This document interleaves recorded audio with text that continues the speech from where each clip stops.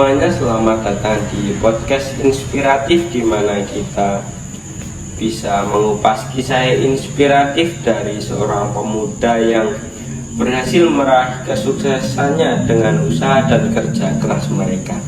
Saya Raihan Rifki dan hari ini saya akan berbincang dengan seorang yang sangat menginspirasi. Tamu kita hari ini adalah seorang pemuda yang membuktikan bahwa usia muda bukanlah hal yang menjadi penghalang untuk sukses. Dengan tekad dan semangat yang tinggi, dia berhasil meraih kesuksesan dalam menjalankan bisnis jual beli motor dan mobil. Mari kita sambut Mas Bintang.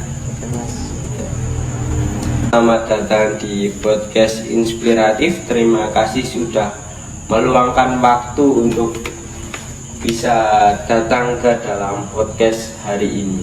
Ya, halo Mas Rian, terima kasih juga sudah mengundang saya di sini sehingga saya bisa berbagi cerita hidup saya di sini. Ya. Baik Mas Bintang, apakah ada hal yang menginspirasi bagi Anda sehingga Anda sampai melakukan bisnis jual beli motor dan mobil seperti saat ini? Iya Mas Rian, dulu saya SMA masih diajak bapak untuk ikut menjual barang motor atau mobil, lalu punya niatan sendiri untuk melanjutkan bisnis ini hingga sekarang. Apakah ada tantangan tersendiri dalam hal tersebut? Ya jelas ada banyak Mas. Bisa dicontohkan?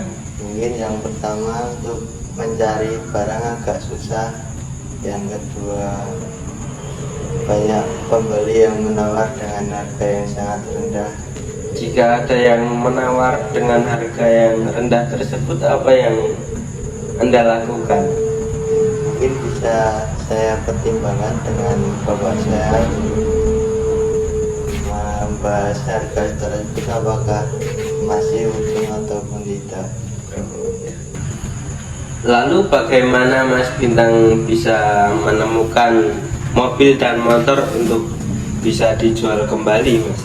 Kalau untuk barang saya bisa cari di marketplace seperti Facebook, OLX, ataupun ada teman atau saudara yang ingin menjual motornya ke saya. Dan untuk penentuan harganya itu seperti apa? Ya kalau harga saya bisa minimalkan di angka 1 juta atau lebih. Oh, ya. Lalu untuk Anda bisa mengecek kendaraan tersebut supaya Anda bisa dibilang kendaraan tersebut ya kendaraan yang baik itu seperti apa? Saya bawa montir Mas. Kebetulan punya kenalan yang paham tentang motor atau mobil. Dan untuk strategi pemasaran apa yang Mas Bintang gunakan untuk menjual produk tersebut Mas? Untuk strategi pemasaran saya bisa menambahkan kata-kata yang menarik agar pembeli punya keinginan untuk mengecek motor saya, misal seperti tambahan aksesoris ataupun mesin yang bagus. Jadi itu menambahkan seperti di kolom komentar Ya Mas. dalam marketplace tersebut. Dan untuk bagaimana Anda mengatur strategi keuangan dalam mengambil keuntungan di bisnis tersebut Mas? Saya mengatur strategi keuangan agar dapat membiayai kuliah dengan biaya sendiri. Berarti Anda bisa membiayai kuliah sendiri ya Mas dari hasil penjualan motor dan mobil ini? Ya Mas, saya menyisihkan sekitar 2 juta per bulan agar dapat membayar UKT selama 1 semester. Kalau boleh tahu Anda itu berkuliah di mana ya? Saya kuliah di Poltekkes. Di Poltekkes. Iya Mas. Apakah ada kesalahan yang membuat Anda menyesal dalam melakukan bisnis ini, Mas? Ada Mas, dulu waktu transaksi mobil, Iya, mobil apa itu? mobil Grand Livina dulu Mas. Oh ya, seperti apa contohnya? Dulu saya punya dagangan mobil, lalu saya pakai ke Temanggung dan mengalami overhead. Lalu bagaimana itu? Lalu saya menghubungi pemilik mobil dan ingin mengembalikan mobil tersebut, namun pemiliknya menawarkan dengan harga yang lebih rendah dari yang saya beli. Untuk lebih rendah itu berapa juta gitu? Kurang 5 juta Mas.